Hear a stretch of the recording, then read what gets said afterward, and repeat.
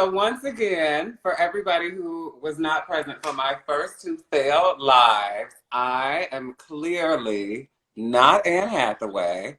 Um, if you are a true fan of Anne Hathaway, you would know that I was taking over her Instagram for this entire week so that I could give you all the little information, some things that I think are really important during this time where so many people are claiming to want a new world to be birthed. So I'm, asking everybody to put their money where their guilt and their mouths are. Okay. Make good on that this week. So I invited the Ericka Hart here, who is literally the buster of skulls. Dear Eb is here as well to follow up clearly how Eb is seated right behind Ericka. Anne Hathaway. Yes, a lot of people have left. We've lost a smooth 8,000 people. But Bye. Because the 5K of you that are still here, please just send me $1 on Cash App. Yes. Also, just stay tuned. Okay, now it's 4. Okay, we'll forget y'all too. But that's another 1,000. Y'all. What's going on? What's going on, Aaryn? Nothing, honey. Well, not nothing. A lot is going on. Yes. Clearly. You all right? I'm good. I put on my fiery protection oil. I put my oil on every day so the people can't get to me. Yes. But no, I feel really good. I'm way more comfortable doing this than I ever thought I would be. Good. Yes. You're on Anne Hathaway's account. I'm on Anne Hathaway. Never thought that would happen. No. That makes 3 of us. We're online. They talking People to me. are asking, what's your Cash App? Pin that thing. Okay, can you pin that? Hold on, y'all talking to me real nice in these comments. Let me. Here, honey. Throw me $1 too. That's right. Forgive us for asking for where Ann was. What's y'all cash handles? Oh, pin it. Don't worry about us. Pin yours. Oh, okay. I'll pin it. All right. I don't think I can pin on myself. Oops. How do it turn me back around? Oh, okay. Never mind. Let me not try to pin. I can't do nothing that might turn off the light. Oh, okay. I feel that. So, I just really wanted to talk to y'all. I'm flustered because I'm hot, damn. Yes, it's hot. It's hot. It's hot. It's so hot. I got rid of my air conditioner. So we don't got no type of flow in this motherfucker at the moment. Holy Lord. So, I got my trusty dusty, but. That's all you need. So I wanted to talk about with y'all 2020,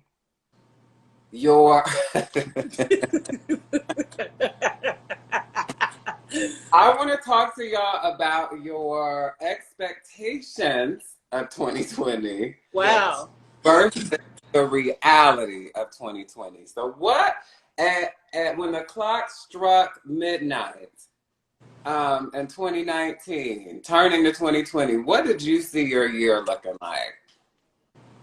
Wow. I mean, I feel like I don't go into New Year's with a lot of expectations because I feel like my heart gets broken often. So as much as I dream about what I want and what I foresee, sometimes I kind of talk myself out of it. So I say all that to say that it's a little bit of a blur what I was imagining beyond what was already on the calendar. So I feel like definitely was imagining some gigs here and there to actually be happening, to be on a plane, often as we normally are. And I feel like something that I am mourning is that I really wanted to have a baby this year. And I feel like that is not going to be able to be, that can't even necessarily, it could probably happen, but I feel like it's so hard now that it just doesn't even make any sense. What? So, why is it so hard? Is it just like the process of getting sperm, like I know sperm banks are open and all that jazz, but I just feel like if we don't want to go the sperm bank route, talking to people with sperm and finding out who wants to parent and who doesn't, doing all of that over Zoom just does not feel good. Like it feels Yes. very High baby impersonal. hopes. I had high baby hopes. So yes. Yes. What were your hopes? My hopes were, I mean, I didn't really have any hopes. You know, I'm pretty nihilistic. I don't really, I have no investments in hope. You know, I don't, you know, I could have hoped that, you know, people knew that we were going to be on here today, wouldn't ask for Anne Hathaway, but of course that didn't happen. So it's like, I don't invest in hope. I invest in what I see as the reality, which is that people are anti-Black. We live in an anti-Black world. It's global. It's been like that. And that, you know, when we was kids, everybody used to say, damn, 2020, it seems so far away. It's like, but you know, it really did promise the fantasy level intrigue and excitement and adventure but without the futurism. It's like not clever. It's not innovative. Cars not flying. Reparations ain't happened. It's just strange. Yeah. And it promised, I think, when we thought about 2020, this level of like, just the unknown. And it happened. But in some very familiar ways. Like, Black people dying en masse, it being a genocide of Black bodies. That is not something that is new. Black people are one of the only groups of people that have experienced genocide on multiple different continents at different periods in history. And that has continued today. So 2020 is just like, it got us in the fact that we thought it was going to be hella futuristic and new, but it was just like everything else. So it tricked us. So it's kind of cool in that way. Cool in the sense of like, damn, we thought it was going to be something different, but it's not. Yes. It was like a big letdown. Yes. I definitely agree. It's been a big letdown for me. Although, I will say, I personally have been dreaming of a future where people stayed in the motherfucking house and watched. Yeah, that's true. I feel that. Because the way I've been living my life has been, I have been treating people like they've had coronavirus before I knew. The townspeople, as you call them, the townsfolk. And their cross-contamination and their, you know, standing too close on that. So yes, it's easy for me to adjust to this. But I will say, I agree it's a big letdown. I think even why I'm here, like, well, not why I'm here necessarily, but also kind of why I'm here. Like this idea that this shit is like new, and I'm just like also in this place now where I'm feeling the momentum die down. And I was like, oh, so this like thing really requires dead Black bodies to keep going. Yes. Yes. This is what I've been thinking of. This is what I've been talking about. That's the currency. The fuel. Yes. That's the currency. Yes. I've really been thinking about that white people love it when we die. You said the other day. I said that it's like it is a level of they love it. They get to go out and protest and give, you know, a little bit of money here and there. It cannot be called anything and change their whole organization based off of it. It can't be called anything else other than loving it. It's something exciting for their life. I just don't know what else to call it. You know what I mean? Like you said the other day, you said people don't mourn the death. In 2020, it's looking like people not mourning the death, they're getting excited by it. But they're getting radicalized by it. You know what I mean? And to consider the cost of someone's life. And that's, somebody asked me not too long ago, before 2020, they said, you know, what is your experience of being a human being? Like, how do you feel about being a human? Or what's your experience of being a human? And I really had to struggle with that question. Because I'm like, the value of a human life is just at an all-time ultimate low, you know, and that's what it gives. Yeah. I don't know. I don't think, you know, I lost my grandma in 2019, and I really, in that grief, I recognized how I hadn't been grieving, you know. And I always question kind of the function of this public outpouring of mourning of people that you don't know. And not that you can't mourn people you don't know. But I just wonder, what is the function of it in what I'm seeing? I'm like, how are we bodies? How are we using these deaths, you know, to propel our own agendas? Also in this place where I really tried very hard not to acknowledge when Black people die, because I always feel like I don't feel comfortable uplifting that I wouldn't uplift in life. Like, Yes. I wouldn't share that one of these women or, you know, one of these people got a job, you know, somewhere. If I wouldn't share that you are, I don't exactly understand why I would need to share that you were brutally murdered, especially Black people stay getting brutally murdered. Like, Right. you can literally go to YouTube. Yeah. You need new Black people to die. You could go to YouTube. So I've been really sitting with that same thing. Like, the currency is dead Black bodies. That is, we need dead Black people to keep people going. Because I'm like a month. If no more Black trans women die, we're not having people who are going to be sharing these fundraisers and donating in mass. You know, in a month, bitch, get a job. Right. Don't got That's a job. what it would turn to very quickly. Very quickly. Very quickly. You're lazy. Yeah. The same way that you think about them in death is the same way that you would think about them in life. Not at all. Okay. You wouldn't think about them at all. Okay. Like you said, I'm not gonna. I didn't know the person. I'm not gonna share their achievements or when they got married or when something mundane, when they stubbed their toe. Like people not even thinking about that they ever have those experiences, that they ever live life. But there's also mundane things that happen inside of pain as well that don't get excitement and don't bolster this like push of activism or I don't even know if it's activism, but this push to give to people and give opportunities. Like the fact that Anne Hathaway has likely been on sets where there was no Black people. That didn't invigorate Anne Hathaway to actually push and be like, wait a minute, what the hell is happening here? I'm not going to be on this. I'm not going to be on this in this movie anymore. I'm not going to do this if you don't have some Black sound people or some Black directors or some Black actors in this film. I'm not going to be in it. That hasn't happened, right? And I just think that there are mundane things that white people don't pay attention to, and it does give like y'all are only paying attention when we die, and it takes that. But not even the spiritual death, the physical death. Right. So like death is now in 2020. So we bring it back 2020. In 2020, death is, and probably not 2020, probably forever, but that seems to be the most egregious thing that could ever happen to a person. Yeah. Anything short of death, pay it. Like you'll be fine. You'll be all right. You know what I mean? They said something wrong. Did you report it? Did you report it? Yeah. You know what I mean? Other than that, we're paying it in 2020 if it's not death. Yep.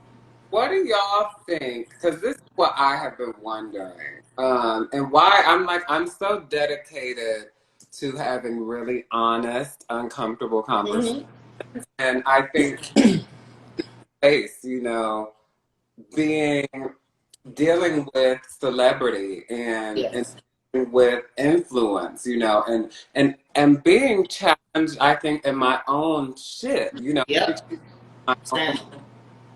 around what am I willing to say, what am I willing to do, and it's like so much of this is really about all of us being uncomfortable continuously, and I wonder how do we continue to be uncomfortable without there being a blood currency, you know, without the new blood rather, because there's plenty old blood, there's plenty blood we don't know anything about because for whatever reason the circumstances don't garner public outrage. I think we even see that with Black trans women, you know, Black community doesn't know how to reconcile violence, senseless violence, if it doesn't come from the police, because that the government is supposed to be protecting us. The government is supposed to be doing this. But Black trans people are getting killed because who's supposed to be protecting Black trans people, you know? So I don't know. I'm not, but I'm being challenged in this space to stick to who I am outside of it. And that is something that I really wanted to talk to y'all because y'all were going to force me to do that no matter what. Yes. You do the same. Yes. It's true. I really, I wonder what does it look like for us to do the things that we actually have to do versus this, I keep saying aerial. Things feel very aerial where it's, oh my goodness, look down there, that is happening. What do we do about it from up here, here? This, when it's really just like what's requires us to stand on land, on ground, and look at each other. And what's required is not popular. No. What's required is not popular at all. So I wonder in a movement that feels very popular and feels like it requires that level of mass attention, mass hysteria, I would say, you know. Yes. How do we actually do what is required when it's not exciting, it's not popular, it's not trendy. Nobody will see it. It's not going to bring you friends. It might bring you comrades, but it's not gonna, people are not going to, you know, kiss your feet. You know, I just want to push people beyond the popular into the actual necessary work. Yes. You know? Yeah. I mean, I feel like you and us, we have been doing this when it wasn't popular, when nobody cared about it, but it's also publicly and privately. Like, there's not enough work happening privately. And I don't think people understand how many opportunities Ebony and I turn down year round because it's bogus. Or that we lose. Or that we are not invited. Yep. And I just feel like there is at a heightened time like right now, it's important to be seen and to be talking about what you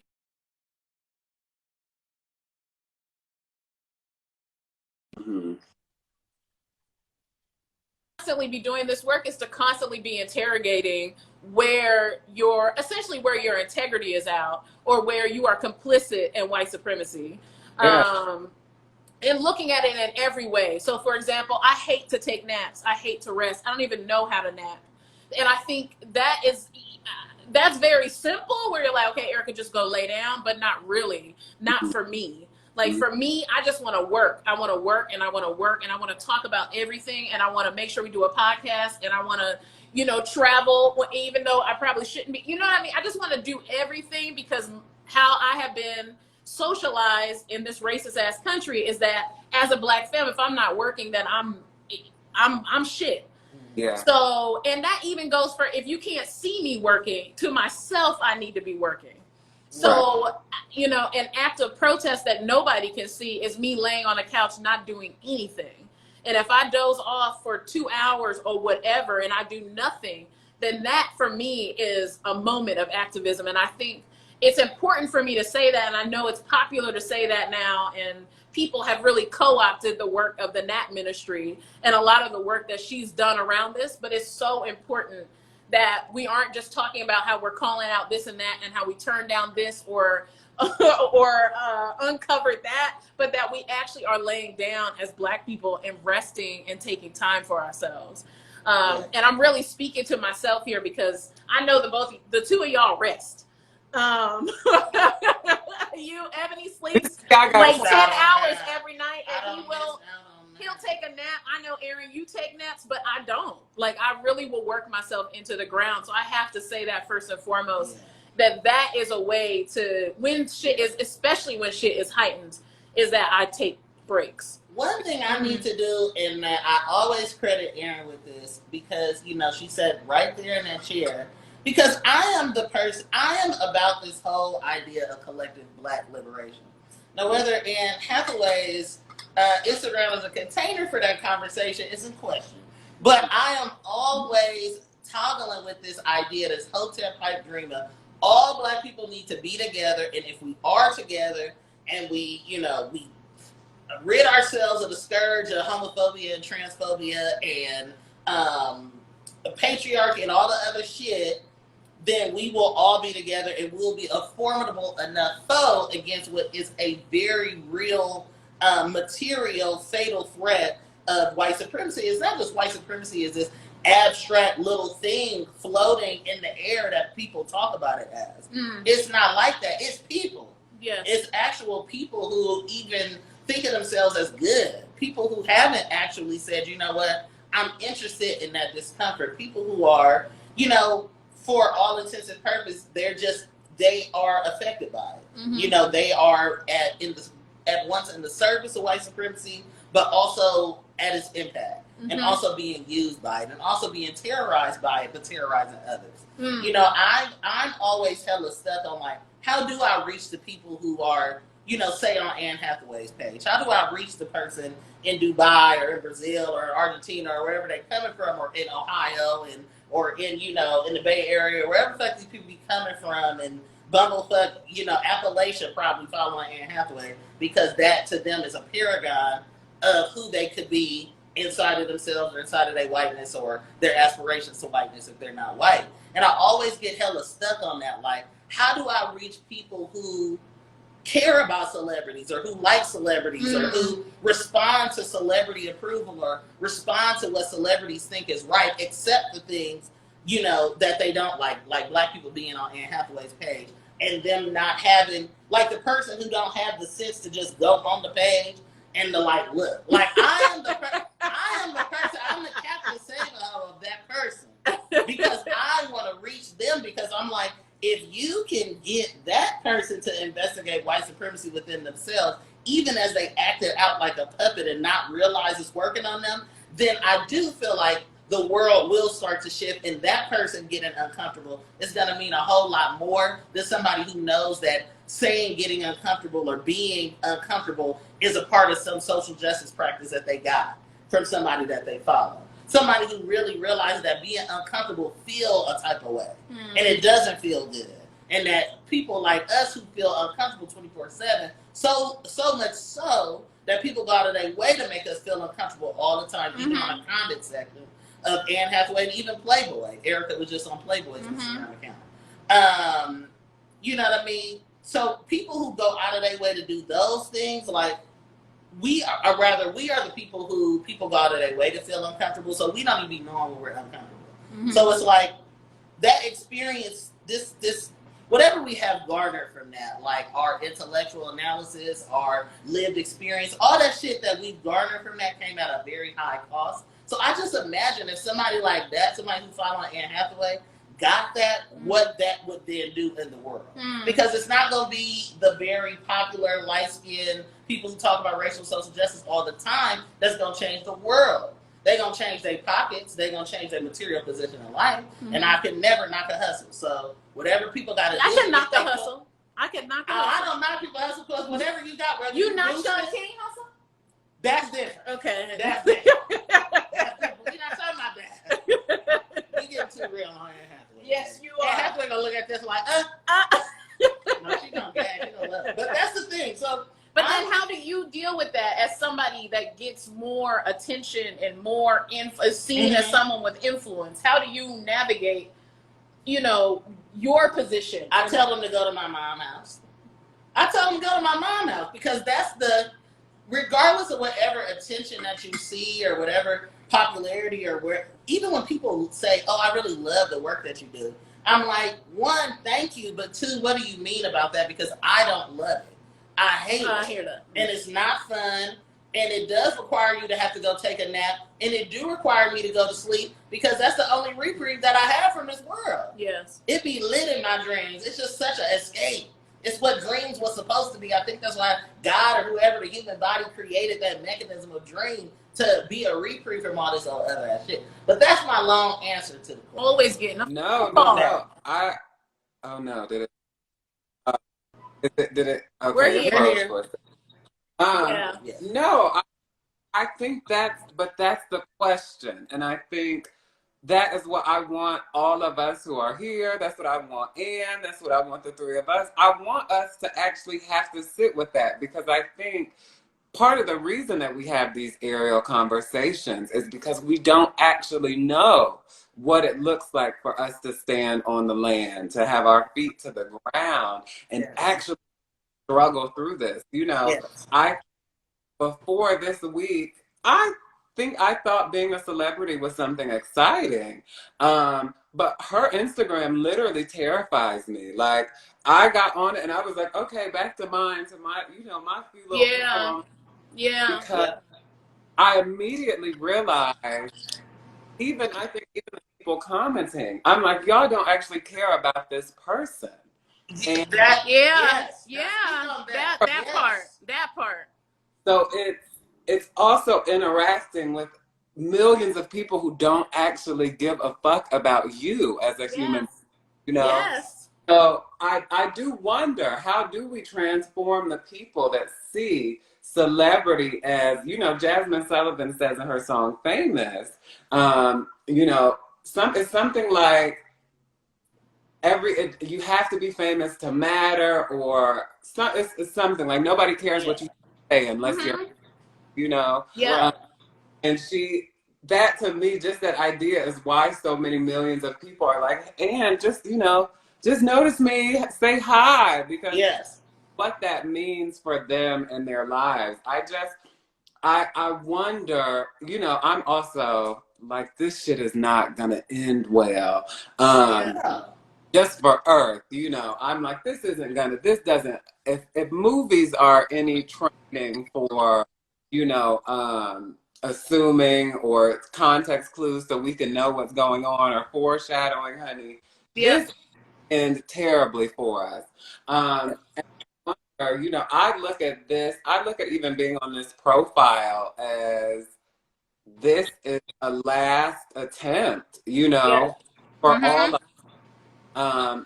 This is literally our chance to say, this ends now, or we're taking this shit all the way out with us. We are living with white supremacy, with capitalism, with capitalism. We are going to put those things in our little suitcases and wash away with them, or we are going to all collectively, those of us who are giving Instagrams away, those of us who are making videos and after school specials, and those of us who are having conversations, or trying to have conversations on a larger scale, we have to be willing to be extraordinarily uncomfortable. And I think I want us to really ask ourselves, when we talk about this ends. I see so many Black people, like, I'm so sick of seeing people say, stop killing us. I swear, I said to my dealer of street medication one time, I said to him, because the medication he gave me, the effects were very weak. So I asked him if I could get a refund, and he said that he would. And I texted him like, this isn't a setup, is it? And he was like, no, I've never given you that idea. But then I sat like, you goofy ass, like, why would you ask somebody if it's a setup? They ain't gonna knowing that they, So to me, it's the same thing with stop killing us. Like, you saying that because they just killed somebody. What do you think that means? Stop killing. But But if somebody killed you on purpose, you telling them to stop is not going to be a bulwark against. It's too late. It's not going to be. It's the same as protect Black femmes or protect Black women. I'm just like, first of all, they're not children. Some of us are Black femmes are children, but they're I don't know that they're even thinking about children when they say that, but it just feels all of us, and it just feels very infantilizing. Yeah. Like they're not like, no, like you need to go get yourself together. Yes. I don't need protection. You need to go figure out yourself, of why you would want to harm me because of who I am. Yeah. That the messaging needs to be changed. It's not a quick trick, like a quick thing to kind of write on Twitter so we can be shared a million times. Or a cardboard box. Yeah. We have to get to know, and another important part of our collective last stand is people are just gonna have to get that it's a genocide of Black people going on. It has to be kind of that quotidian. It has to be that blank and plain. we can't be saying that it's like, you know, a matter of divisiveness or that it's a function of our current administration. That is not what's happening. When the Rwandan genocide happened, like, or when the Cambodian genocide or the Armenian genocide happened, people were like, this is a genocide. Like, the United Nations has a whole like criteria to describe when a genocide is happening. Like, we meet that criteria. It's clear. In 1950, Black people in the United States went to the United Nations to petition the state, to petition the United Nations to charge the United States government with genocide. And the United Nations was like, I don't know, like, maybe we'll send Dizzy Gillespie, you know, to fucking Africa to play jazz. Like, and that's the same shit that happened now. It's like, you know, let me go on and do a stump speech, or let me go on and give some money. Like, that is not, the actions, while well-meaning and well-intentioned, are not suitable to ending a genocide. They might perpetuate it on accident. I also think what you were speaking to is that there are people on Anne Hathaway's page that don't care about Anne Hathaway, right? That is the reason why they're in this chat box saying, where is Anne? Where is Anne Hathaway? I want Anne. Because they haven't actually paid attention to anything Anne Hathaway is actually sharing. They don't care, right? They don't care. They just want to consume and take and take and take from Anne. And when white people actually get that they are used in the same ways by white supremacy, perhaps something would shift. I can't remember who said it. I always quote it, and I cannot remember who said it. I don't always quote it, but recently started quoting it, is that if white people actually start understanding that it's not white supremacy they need to be empathetic with, but they actually need to actually shift something. And I think we saw the sign, we were walking around Bed-Stuy, and I don't know where these signs came from, but it was like the transatlantic slave trade happened, and it tore Black, queer, trans people, non-binary people away from, you know, African indigenous people, away from all that they knew, and they were stolen by barbaric Europeans. And I think the narrative has to really shift, where white people get that they are brought up in a world where they don't have to be human, where they don't have to actually have any sort of humanity and relate to other people like they're human. My good friend Lorelai says that racial and social justice is very similar to just treating people like they're humans, like treating people like they're good, like actually reading the shit that they put on their Instagram. You know, people will write to me and they will tell me the most traumatic things without ever asking if I want to hear it or not. Right? It's just a dump. And this is people that don't know me, the strangers on Instagram. And there has been people in my life that have treated me like a doormat in that way. Hey, this is what I'm going through. It's like, nah, you wouldn't do that to a white person. You would not message a white person and just start sharing what the fuck you're going through. You would say, hey, how you doing? Got time for this? Blah, blah. You would regard them in that way. And you have to consider, why is it that you treat me much differently, like I don't matter? And that, all that to say that there are white people in here that follow, I'm sure 17.9 million of Anne Hathaway's followers are white, and they are not regarding her like she's human. But it also looks different for if a Black person had this many followers. They don't, it's just, they're not, the humanity is lacking. But who would you be if you did, and who would they be if they did treat Anne Hathaway like a human being? Right, what would that look like? Yeah. Yeah, and they're not. They don't treat her like a human being. I said they would be quiet. Yeah, Right. and actually listen and actually be engaged in the conversation. Exactly. They would be quiet, and they would actually clearly see, you know, that she's somebody who is attempting to move into a different space for herself in this time. And that would take, again, some type of self-reflection, you know. And I think the true crime of all of this is that white people, I have had like many close white friends over my life, and I've been really thinking about, even, you know, my roommate, I've asked her before, there is like this white, specifically with white women, I think I've seen almost like this existential crisis that every single white woman goes through. And I remember genuinely laughing at this video of this woman. It was like some song, but the visual they paired with it was so, it was just so sad. And I was like, I genuinely said to my roommate, like, what are white women so sad about? Like, what what is the and I've been thinking so much. I'm like, there is a humanity. Like when you deny humanity, you deny yours at the same time. Yes, And, come on.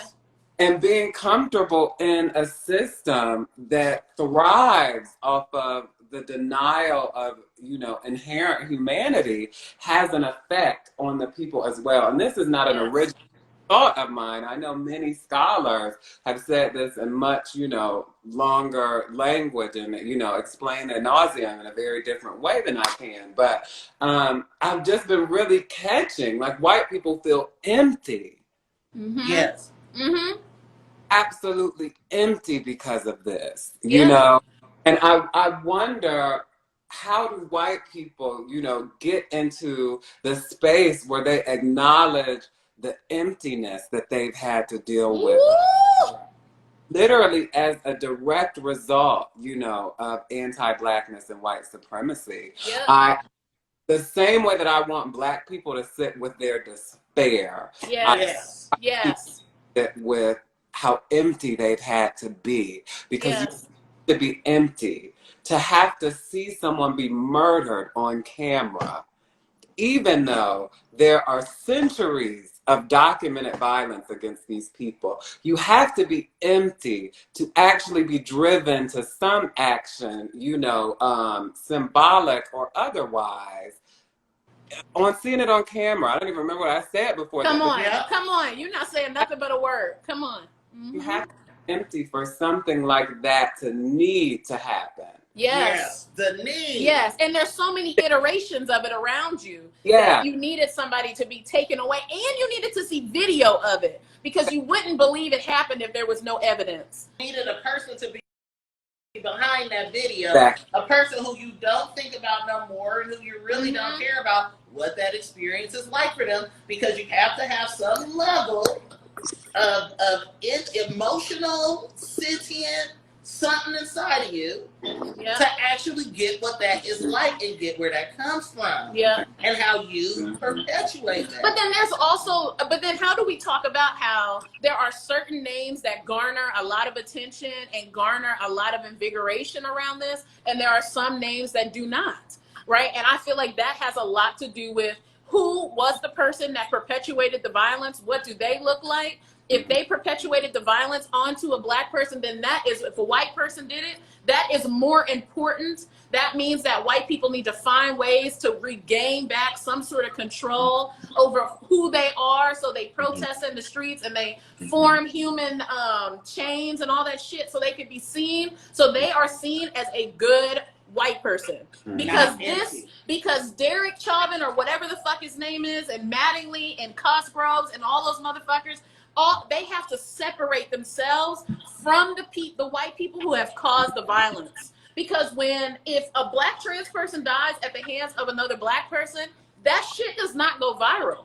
People are like, I don't know. I don't know what to do with that shit. Black trans lives matter. Y'all are violent. White people have to admit that the protesting in the street, that the pictures of protests, that them talking about what books they're reading, them talking about who they follow on the internet, all of that shit is an effort to separate themselves from violent white people, as if they are any different. And they're not. They're not any different. Sorry.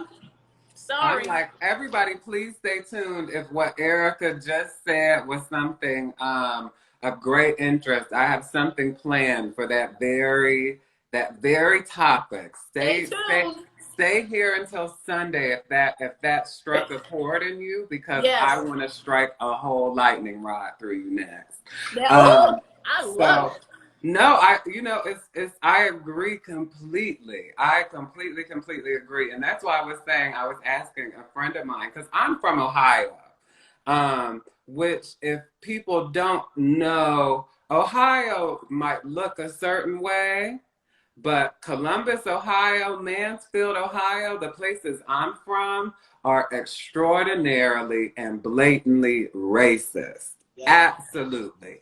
And Columbus, the only difference between Mansfield and Columbus is Columbus wants to be Chicago or New York so bad, you know, with that the coffee shots. yes, that she tries to pretend, you know, that she is some beacon of diversity and she is some forward-thinking space. She's not, you know. The FBI literally opened an investigation on the Columbus Police Department in like 1999 or 2000 or 2001 for their use of excessive force on Black people. That has not changed since then, you know. So these are the places I come from. And I always want to know, like, what is the conversation amongst white people? Because one thing I've also noticed is you'll have kind of like little fires everywhere. You have the one daughter who is completely devoted to this new life, this new world, liberation. And she removes herself from her family to try to place herself in a Black family. Instead of cementing herself within her white family and forcing them through whatever means to confront, you know, who they actually are. You don't get to just get the information and leave where you come from and come stand with people who have had to know. See, because the reason I'm doing this is not because I'm a scholar. I'm Black and I'm trans and I'm from Columbus, Ohio. So there are things that I have simply just had to understand so I could continue to just exist in my body. You know, I had to understand that this shit doesn't really make a lot of sense if you just sit and think about it. It doesn't make any sense to live in a nation that actively tries to kill its citizens, you know? And I have to sit with that and we have to sit with that. But I get so fucking tired of queer white people specifically who leave their white townships, who leave their white family members to come and preach with us and high five and comrade us instead of going and arguing with Nana's racist ass at the damn cookout. It boils my blood. I mean, it is. I talk about this a lot as a way to get free and to heal from it. But as somebody that was married to a white person, a white woman, had hella white queer friends that are now no longer on the boat, this could be so true. Like, actually, my ex-wife is from Cleveland, Ohio.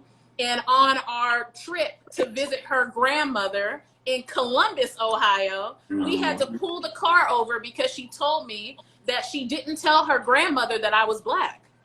And I was like, I can't just pull up to a white person's house and you have not informed them in the middle of Ohio by myself. Essentially, what you gonna do? You gonna fight your grandma? What, like, and you haven't informed them. So we had to pull the car over and let her know before we got there. So again, you are somebody, and at the time, she had been living in New York for, I don't know, 4 years by this point. Also lived in Ethiopia and literally had no sense to let her people know that actually my partner is Black and what we're not going to do is harm her when she comes to visit. And also all that other shit you've ever said is bullshit and I'll call it out every second. No, she's putting me in harm's way, somebody she claimed to love, so I can do that later. It was expected of me to call her grandma out and that probably at the same time be policed in doing so. So look, you can't, I love the little fires everywhere analogy because they really do run so they can have some sort of a proximity to an actual, people say culture, but it's more than that. It's that Kerry Washington's character actually loved that kid. It's like some semblance of love, some semblance of like who you get to be because you don't get to be that in white culture. You just don't. You are nothing in white supremacy. And I think, but rich, you're rich in rich. You get to be rich in white supremacy. You get to be rich. So that's a big thing. But rich and miserable. That's you know? right. So what's the you got stuff about class. Ebony has stuff about class. when you've ever been broke or perpetually broke, or 1 foot in broke and 1 foot out of broke, or 1 foot in of not knowing where your check's gonna come from, that's a real thing. White people are just more, I will say, white people are very clear. Like, people be like, oh, they're just ignorant. We saw a sign at a protest, queer people mostly at the protest, and it said, I've been ignorant. You know, they thought to put that literally. On, you know, when you go write something on the sign and you get ready for the protest and you say, damn, I need to think of something pithy to put on my sign so that people can read it when I walk. They put, I've been ignorant. It's almost like they wrote their first and last name. You know what I mean? When they could just wrote their social security number, they routing number. Routing number. I would appreciate that. But my thing is, white people are just clear that if they stay the same, and even non-black people of color who follow white people, love white people, anybody who love white people, are clear that if you have white supremacist thoughts and beliefs, then you are likely going to be on some type of fast track to wealth. They go hand in hand. I think white people just be hella honest about that. Like, they just like, I love money. Fuck all y'all. Like, I don't care what you think. I'm doing this. I'm doing this movie. I'm doing the pipeline. Yeah. I'm doing the movie. I'm doing the gas pipeline. I'm doing whatever. I'm going to get this money. I don't care what you think. Mm-hmm. But isn't that because another thing I've been dealing with, because I'm not a fan of the human race, period. You know, if we're talking just generally, I don't see it for human beings at all. You know, I'm often I tell everybody this, y'all know, I'm often very disappointed that I am a human. Yes. And because I am, I think I'm supposed to make everyone else feel disappointed to be a human. But no, I think part of it is that is how white people are. It's designed that way. It's designed for white people to understand wealth and to understand money as that is however much money you have is actually how you get treated, you know. So that's their lesson. Yes. We know it's something completely different. Yes. So though I don't think white people are ignorant, I do think that it takes a different entry point to get them to see how they have been intentionally blinded, you know? Yes. Yes. And I'm so dedicated because, and I think I'm one of the people to do it, definitely, because I don't like humans at all. Right. You have no say. That it can all go away. I'm dedicated because I could tell everybody about, you know, I could talk about black people the same way I'm talking, you know, about white people. Yes. And in my life, I've learned that wickedness and what we're up against also is wickedness. And I want people to be very clear that we can house it in this language, but what we are up against is wickedness, actual spiritual wickedness, you know, and it's so important that we speak that out because some of that cannot be taken away, you know. Some of that wickedness is deeply embedded in people and it can't be driven out, it can't be talked out, it can't be, you know, collaborated out or anything. I think there are a lot of people who are just in the days of it and need to be made aware that you're not actually just fighting a government. You're fighting a system that is founded in actual spiritual wickedness. Yes. Yes. And if you are somebody who considers yourself to be God-fearing, if you are somebody who considers yourself to be a citizen of this planet, if you are somebody who considers yourself to want this planet to thrive and people to thrive on it, you would not have any tolerance in your life for anything that contributes to the spiritual wickedness of this land. And I wish people who spoke about God spoke about that, you know. Can we talk about that we are in a place that was literally bred in wickedness and darkness and evil evil forces meant to destroy, you know. I don't know. I don't even know if that was a cohesive thought. That was cohesive. It was very cohesive. I think so much about forces beyond us. And I think the collective energy, you know, you can call it God, you can call it the universe, Oprah Winfrey, whatever you want to call it, you know. I think that collective energy is the thing that we need to try to wield, you know. I feel like these global uprising, that's energy, you know. Yes. Mm-hmm. And I think that's what's frightening. Yeah. It is the people recognizing that our collective energy has the actual power to topple buildings and shift paradigms like we've never seen before. Come on. And when we see government officials wrap some old cheap ass kente cloth around their fucking geriatric necks to make a mockery of our kindergarten graduation, to make a mockery of the lives of Black people and of the lives of anybody who wants to live in harmony with Black people. The fact that people didn't go clean the fuck off about that is still mind-boggling to me. Yeah. Because that was offensive. Yeah. It sure was. You protested for your rights. Your earthly rights.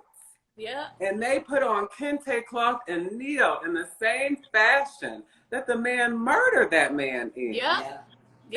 And that quelled any storm. The fact that caused any type of ease lets me know that we are so deeply entrenched in some shit that we don't even recognize. You know? Yeah. I hope that everybody just got that word. I feel the exact same. The people who in Brooklyn mostly and anywhere else across the country who put a Black Lives Matter sign in their Gentrify window. Like, that is sick to me. Yeah. That is sick.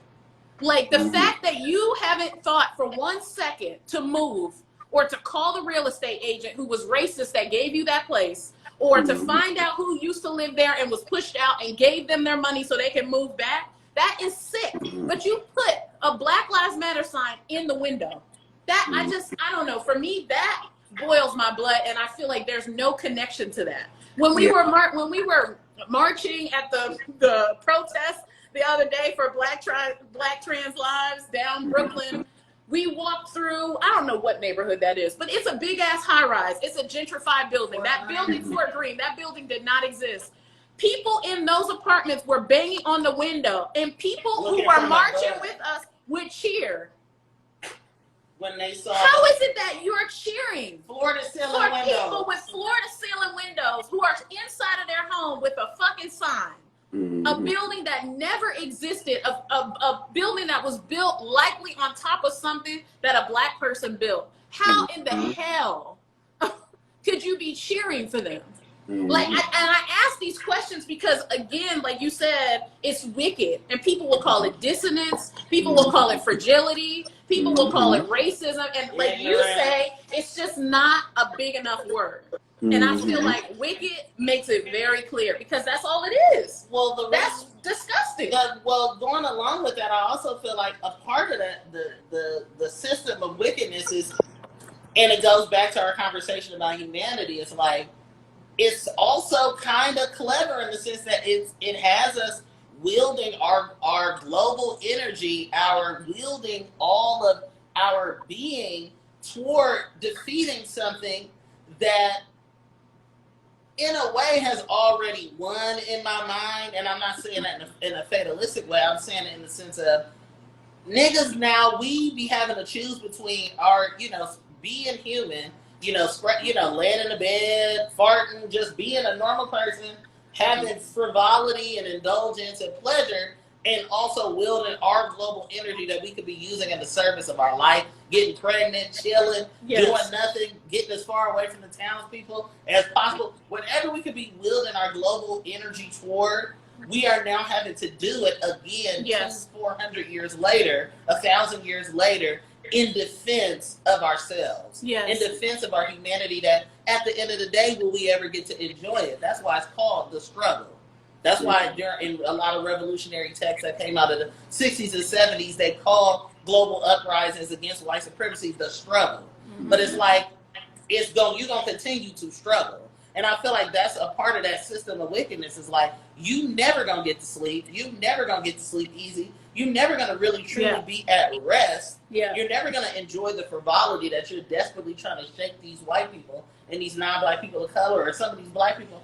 Some of these people, you're trying to shake them out of that frivolity and out of that daze that Aaryn mentioned. That's what it feels like. They're never going to come out of that. That's what it feels because like. they know they're in it. It's a choice. It's decisive. Yes. It's wickedness that you choose, and I think that's evil. That's more evil than anything. Woo. It's the wickedness that you choose. It didn't just come upon you like some specter in the night, some demon or something possessed you. You came to the demon house and you said, what is it running for? How can I get down with that? You know what I mean? But they're scared of it too. In what way? And that's my thing, because you don't choose wickedness. You don't. You just don't. I don't believe that. I don't believe that about anybody. You don't just choose wickedness. If you feel like there's a choice, you're not going to choose wickedness. Really? Would you choose wickedness if it's attached to power? I don't think consciously. So you like the human race? Yeah, you sound like you inherently good. No, I don't think we're inherently good. I just think we're inherently here. I think we can be pushed either way, but we just are. All this shit is made up. Yeah, true. Good, evil is true. That's true. And my question is always, what came first?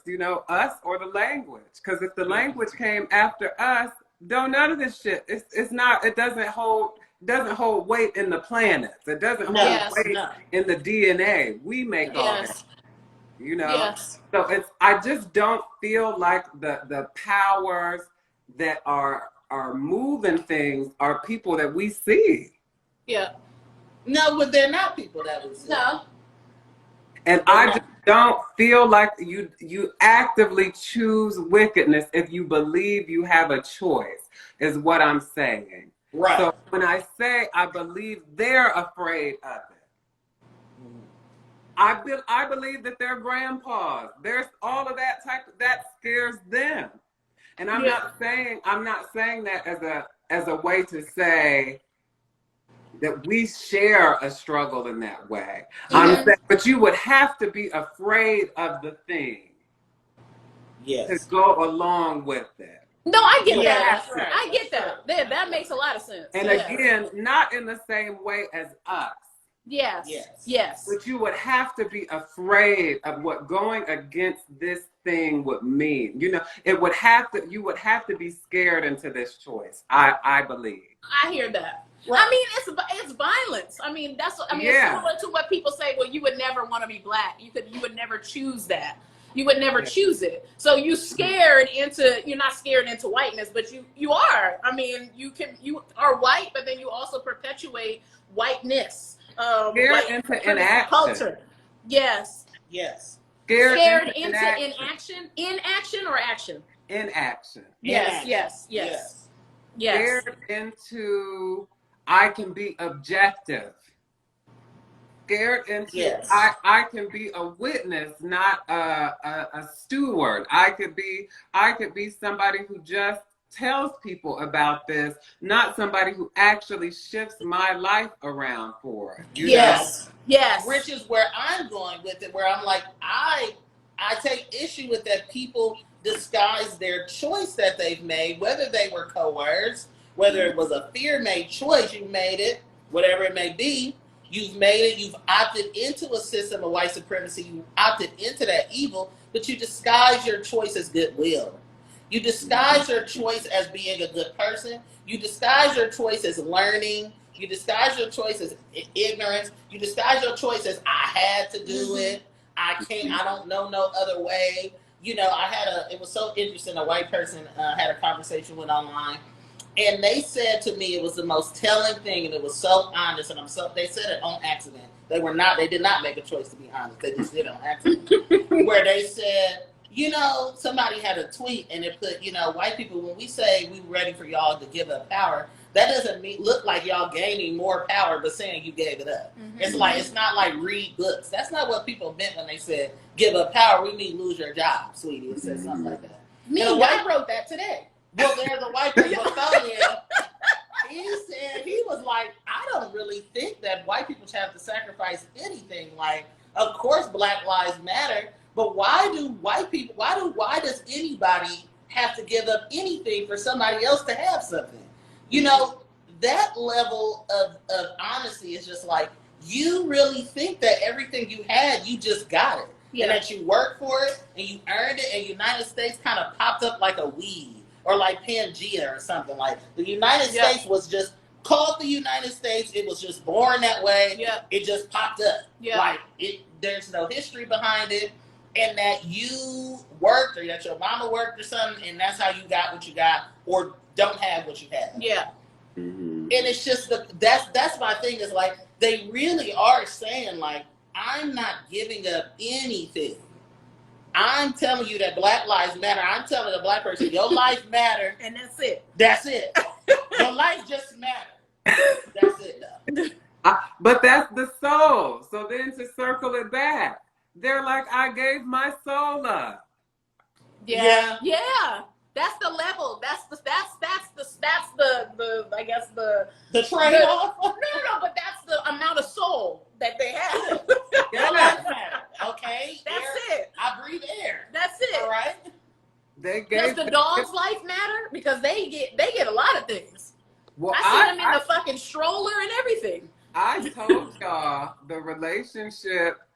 Me and my mom talk about this I think it's on Friday, but I said like the relationship to Black people is not a relationship of people to people, and anytime you try to look at it from a human to human perspective, you won't understand it. Mm-hmm. If you look at it from human to beast, yes, you get it.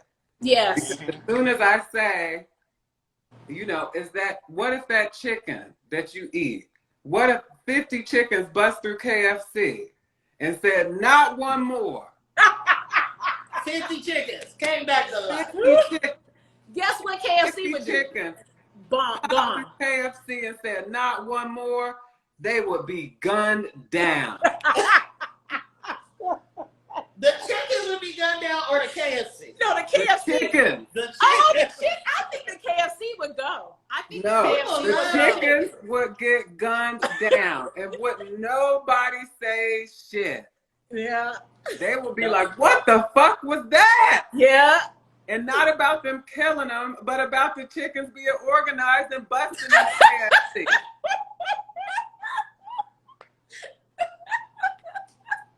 I think we might need to get like the chickens is my thing, but that's all. I am just saying, because when you think of it like your reaction to an animal is white, the collective white reaction to Black people trying to stand and get right.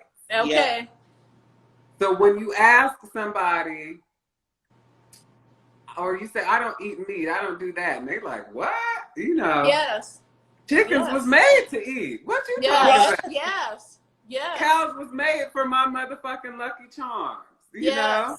Yes. That is the relationship. That is the collective relationship of white people to Black people in this land. That is. We weren't even human until exactly. 2000. So that makes a lot of sense. We wasn't human till April 8th, 2020 when George Floyd was killed. I don't mean to laugh, but I'm done. That's not what laughing they at said. that. I'm laughing at the message. Is the messaging that we get. Yes. It is very wicked in the sense that you people keep saying this refrain, Black Lives Matter, Black Lives Matter. One, the refrain, Black Lives, and then another thing that happens, what people will do is that they'll then try to explain away people who say all lives matter as if that's how, like, it's the middle of a genocide, and I got to spend my time telling somebody about the how saying all lives matter is an ad hominem rhetorical thing that people do in debate, and it's just a way to deflect. And you actually don't think that all lives matter. You don't think that any life matters. You're just saying that in retort and rebuttal to something. But it's a genocide happening. I want to be like the chickens at KFC, the hypothetical chickens. Yeah, The But chickens you are like the But chickens the at point KFC. But the point that Aaryn is making can be pushed further as well. Because if you ever have seen a white person with a dog, it is not all genteel and cookies and treats. It is also a lot of control. They want to dominate the dog. They want to find ways to train the dog. I have never met a white person that didn't want their dog to sit, lay down, roll over, do this, do that. They're a dog. They're going to do whatever the hell they want. They're going to bark. They're going to bite. And we do the same thing with our dog, where we're like, well, you got to do all these things. No, the hell she doesn't. She's not. She can do whatever she wants. And she does. But what Aaryn is saying is like, look at how white people treat animals. It's not good. But not just white people. Because It's true. That's a part of getting people to be in on the joke that is against them is to allow them to also have that experience on a smaller scale. Yes. So black people treat their dogs like white people treat black people. Yes, Yeah, absolutely. Absolutely. And people of color, all types of people feel an inherent, and this, I'm bringing this around because I got a call in 30 minutes. Yes. Yes. But, the people all over the world feel an inherent superiority as a human being. Yeah. And as somebody who doesn't see human beings as superior in any fashion or form, I actually think that we have to, as humans, and this is probably the most controversial thought I ever, is until we can see animals as inherently deserving of a life out of our control on this planet, we are going to continue to struggle with this in some shape or form. I wholeheartedly believe that. See, because people cannot wrap their minds around animals as free and deserving to be here like we are. Yeah. So the fight is always, we're human. You're treating us like animals. Yeah. But animals are deserving of this land we are. Well, I know you gotta go, but I'll complicate that. Thus, please complicate it.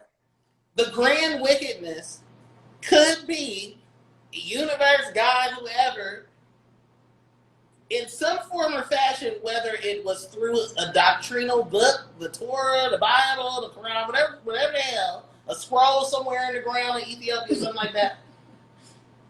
Some being or something giving somebody information that human beings, people who, type all day and say, where's Ann, have demanded of listen to me. That this grand being, yes, having us, human beings having dominion over all life. That seems a little wicked, and I'm a Christian. And I'm saying it seems strange that to me, God would have somebody like us, human beings, have dominion not only over all other living life in our ability to rationalize and our ability to have language. A dog can't say, shut up, owner, I ain't doing shit. They can bite your ass, though. That's language. Yeah, that's very true. But just this idea that we are endowed, we feel through some circumstantial evidence that we are the shepherds and everything else is the sheep, including each other. Yes. So that we're given dominion over all human things, or given the makings of dominion over all human things. We taller, we got opposable thumbs. Yes. We walk, we talk, we have a stock exchange. Dogs don't have that. Like, we are assuming dominion, a thing like this human being, hella malleable, hella flexible, not that's durable. Yeah, like we have dominion over all things, and I think either that is a part of the wickedness or some joke by the universe or something, or it's a part of our responsibility. I don't know. You didn't complicate it, you agreed with it. I agree with it, but I'm complicated since that the wickedness in the scheme it's like all a part of the same thing.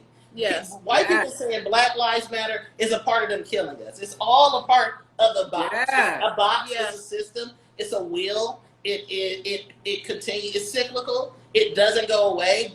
In 2016, 2013, white people were saying, or 2015. In 1965, Black people were saying stop killing. And also white people were saying, yes. I love Martin Luther King. I'm yes. the civil rights movement. Yes. I'm a freedom rider. Yes. I'm gonna ride. Yes. Except that, freedom riders, some of them lost their lives and shit. Okay. These ones ain't losing their lives. But the point being is that there is something more at play. What's really going on? That's what's really going on. What's really fucking going on? Okay, but no, like to close us out, that when I say it takes us completely shifting how we see ourselves in relation to this planet. Yes. We have to understand that there is no part of our minds that has not been touched by the thing we're trying to abolish and shift. Yes. Which means you have to interrogate how you see all life, not just humans. Yeah. All life. Yeah. I don't remember who the woman is, but there was a feminist conference, not in the United States, last year. But she said the problem with feminism is that it separates the human from the earth. So it's individual. Yes. Instead of understanding that we are a part of a larger ecosystem. Okay. We're on a fucking rock floating in the middle of goodness knows fucking what. Yes. The shit we're worried about don't got shit to do with that. Yes. So when I say I don't like humans, because you couldn't have dominion over all life, and this is what you do with it. Okay. Yeah. What? Yeah. So that's not how it's supposed to be. Yeah. So in abolishing all of these things, we must understand that we have to completely reimagine ourselves as members of a planet. Fuck a nation, fuck a government, of a planet, of a thing that is also living. Yes. We are here to make sure that we can pour back into the thing that has poured so much into us. Yes. Yes. So it's bigger than even us. Yes. Because we cannot fight for humanity when even our understanding of humanity is superior to other living beings. Yes. And our own individual humanity is superior to that of somebody else's. Yes. Yes. It all gets replicated. Yep. Yeah. Wow. Yep. Look here, Aaryn Lang deserves all the coin for this conversation all week. I mean, what else is there to say? Miss Lang. What did Ann say? Miss Lang. What? I mean. That's what Ann said. That's what Ann Hathaway said. You are just phenomenal. I'm like go vegan after this conversation. Shit. No, you're not. I need to find these. I'm like, maybe I'll throw the revolutionary chickens. The chickens, what I didn't say is that the chickens were from y'all's chicken coop in 2050. Okay. So y'all radicalized y'all chickens. Once y'all stopped eating them. Okay. I don't eat chicken. Where can the people find you? Where can they find you this week? Where will you be next? Well, to everybody who's asking where's Ann, Ann will be back on Monday. I'm here all week, and please understand that this is a new moment for me. I am a shit poster at heart. You're gonna go to my Instagram and be like, where is all this curated content, honey? I promise you it's not there. But I have curated an amazing week for you all, and if you get anything from me this week, just get 5,000 people together and all y'all send me $1 on Cash App. Okay, That's right. So Send yeah. $100. Okay, but you can find me on Instagram. You can find me on Twitter. Shit posting, you know. Shit posting. Also, Aaryn Lang is going to be on my show, Sex Talks, tomorrow at 7 o'clock. Tomorrow. Talking about sex and relationships. So come key. I have so much to say about those topics. You can find me at iHeart Ericka, IHARTERICKA. Word on the street is that Anne Hathaway is over there. If you come over there, you might find her. Y'all didn't ask for Waldo this much. Y'all didn't even look for Waldo like this. No, they paid it, but no. So thank y'all. I wish I could just sit and talk to y'all forever. Y'all always bring it out of me. You bring it out of us, my Lord. Wait, before we go, I want to show you your birthday gift from December. Oh my! I have a birthday. Oh, I thought I got my birthday was more recent. You know, Eb, I ain't left the house. She sent you your birthday with the birthday gift with I'm gonna send you some money. I'm gonna just send you some money, okay? Yeah, send me $25. Because people need money. Okay, so everybody, this is the gift I got from Ericka in December. Oh my God! I love that this is happening. Okay, so let me set it up just really quick because I really do have a call at 4. But I got you. Okay, I gotta go practice my bass. Oh my God! Oh my God! Is that a whole shirt? It's a hoodie. Oh my God! I love Why should it. be wearing it? It's 90 degrees. I love it. I could cry. Listen, I know how you feel about Whitney. Nobody feels like Whitney like Ericka and I do. So I also have that. So when you get it, we must wear them together. We must wear them together. Thank you. Oh, yeah, of course. That is so sweet. But I love y'all. Go do your call. Go take I have a to peek go and before your work. call. Thank you, everybody, for coming. Please All stay tuned right, Thank y'all for joining. Thank y'all. Thank you. Even the ones that said we're staying the whole time. See Love ya. you. Love y'all. Talk soon. All right, talk soon.